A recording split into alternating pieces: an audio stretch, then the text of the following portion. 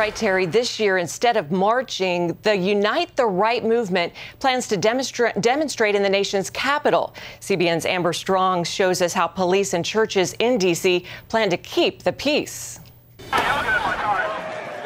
1 year after violence between white nationalists and counter-protesters rocked the college town of Charlottesville, Virginia, D.C. police are tightening their defenses, preparing for round 2. I can assure you that the planning and coordination amongst MPD and our local and federal partners has been seamless. The organizer of that Charlottesville Unite the Right rally has requested permission to gather here at Lafayette Park, right across from the White House this weekend.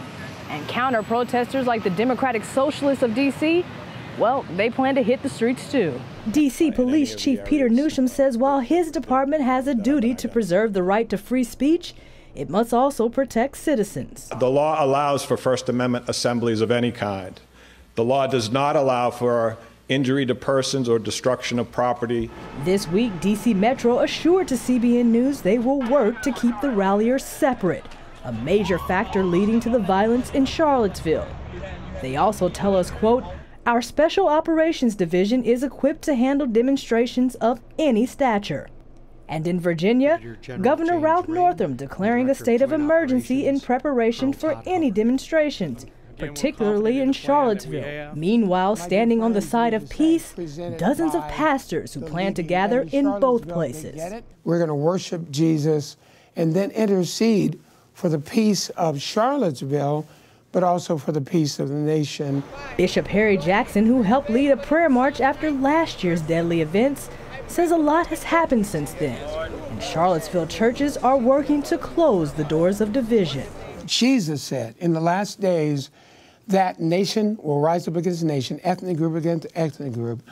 That's going to continue to happen. Racial hatred will happen and will be played out everywhere except where the church has risen strong as salt and light.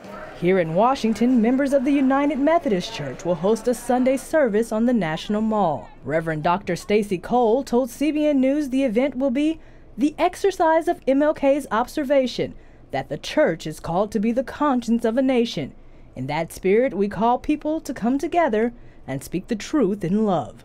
Now, the organizer of that event tells us they expect more than 3,000 people from across denominations, an event they are calling United to Love. Amber Strong, CBN News, Washington.